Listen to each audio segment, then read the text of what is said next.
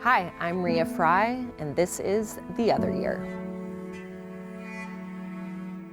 The Other Year is about single mother Kate Baker, who takes her 9-year-old daughter Olivia on a beach vacation, and her daughter vanishes beneath the waves on the very first day they're there.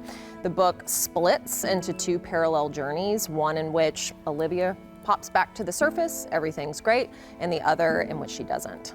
And we have to follow Kate for a whole year of her life with these two different scenarios and see, does she end up in the same place no matter what, or does this other tragic trajectory put her on a different path entirely? I was reading this, and as a parent, Yes. it does make your throat tighten when you get to those points. But then you also know as you're reading along, there are two paths. Two paths. In one path, everything's okay. And so even as you're going through the perils, you're stuck in that, but you're also knowing all along, it's gonna be okay. Yes. You think it's gonna be okay. But then even on the path that everyone says, oh, everything's gonna be okay, there's twists and turns along the way. Yes, definitely. And I wondered, as a mother of a girl of that same age, how tough was this to write? This was so tough. So this was one of those books that came to me in a single moment. Like the whole book came to me. I was standing on the beach. My daughter was 9 at the time. And it was the first day of vacation. There was a red flag rippling in the wind. We had just gotten there. She was so eager, she just darted into the water. And I was standing on the shore and I, just said, hey, there's a red flag, be careful.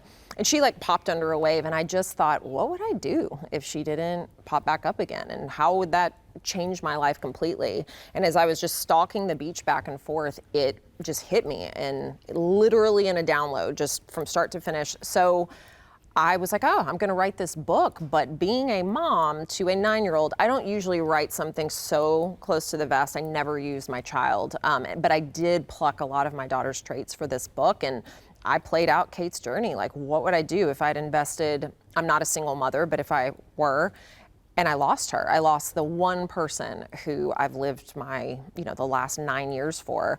So I was bawling. I'm not someone who cries easily. I was just bawling while I wrote this book. And my daughter, I would talk to her about this, and she was like, well, this is gonna be one of those books I can't ever read because it makes me so sad.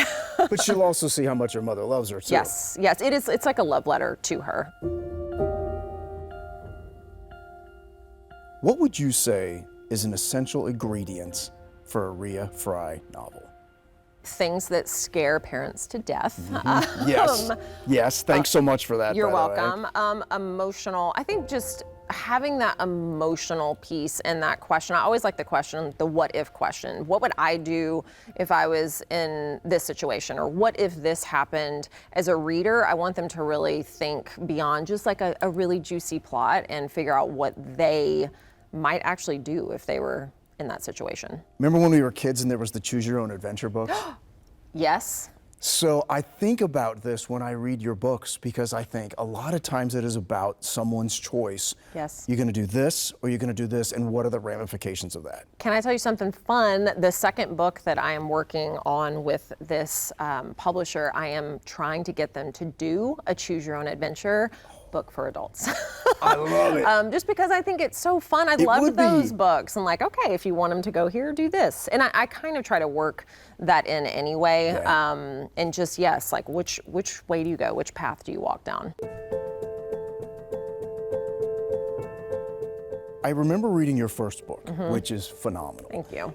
And you're really tapping into your worst fears. Yes. So are your worst fears explored in your books? Because this one obviously is the worst fear. Yes. But why you keep I know. Bringing up your worst It's fears. like my own form of therapy to kind of play out my worst fears as a parent. I actually have an author's note in this book that it's a very honest note. I never planned on being a parent. I didn't want kids. I mean, my daughter knows this. It was not on my path. When I met my husband, I was like, cool, if you want kids, go do that, but it is not in my plans. I'm a writer. I want to be free and travel and do all of these things. So I really grappled with becoming a mother and stepping into that role. But since then, I mean, parenthood has just been the biggest journey I've ever taken.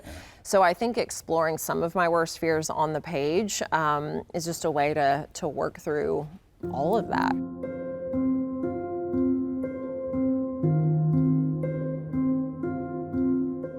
Why are you a writer? You know, I grew up with my father, who is a writer. He has never written anything professionally, but he was always journaling, writing poetry. And he also, though, taught me that writing is a hobby and that writing might not make money. So I grew up loving to write. I found it very early, but in my brain, I was like, oh, well, this is something I might want to do on the side, but can I ever make money at it? Can I make a living at it? And I ended up getting a scholarship to go to Columbia for fiction writing and got a novel published when I was 22 that I don't even like to talk about because it was so terrible. No one should write a novel at 22. But I think I always knew that writing in some capacity would be part of my life. And I just didn't realize that it could become also a business and that I could be a novelist and make money at it. But you know, I gotta ask you, I mean, most young people dream of being published at 22. Do you wish it hadn't happened?